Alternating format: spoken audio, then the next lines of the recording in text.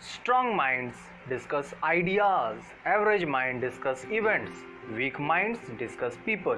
Myself Ajay Kumar Sarkar, welcome back to my channel. Let's start IPC, that is Indian Penal Code Part 4. Today I will discuss section 80, 93, 168, 171C, 171F, 171G and 180. Let's start. Section 80. Accidents in doing a lawful act.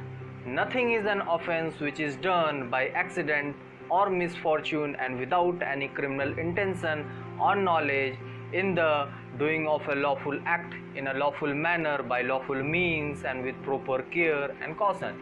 Let's understand with an example. A is at work with a hatch. The head flies off and kills a man who is standing by. Here, if there was no want of proper caution on the part of A, his act is excusable and not an offense. Next. Section 93. Communication made in good faith.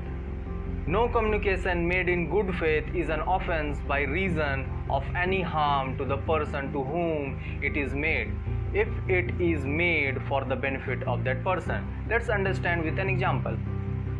A surgeon in good faith communicates to a patient his opinion that he can't live. The patient dies in consequence of the shock. A has committed no offense, though he knew it to be likely that the communication might cause the patient's death. Next. Section 168. Public servant unlawfully engaging in trade. Whoever, being a public servant and being legally bound as such public servant not to engage in trade, engages in trade, shall be punished with simple imprisonment for a term which may extend to 1 year or with fine or with both. Next. Section 171C. Undue influence at election. Whoever voluntarily interferes or attempts to interfere with the free exercise of an electoral right commits the offense to undue influence of an election, without prejudice to the generality of the provision of subsection.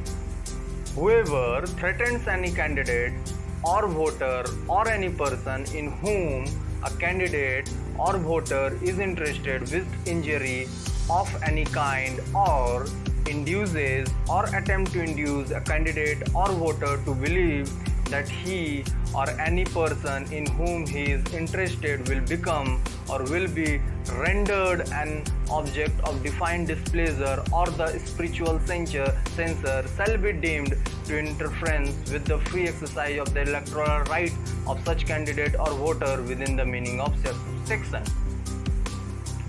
Generality, samanta, rendered, provide or give.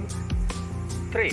A declaration of public policy or a promise of public action or the mere exercise or a legal right without intent to interfere with an electoral right shall not be deemed to be interference with the meaning of this section.